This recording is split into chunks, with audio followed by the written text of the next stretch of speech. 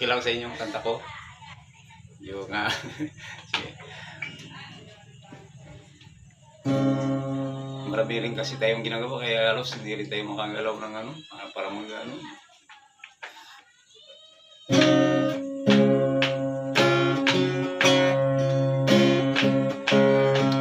mga pa ako, dudumi pa.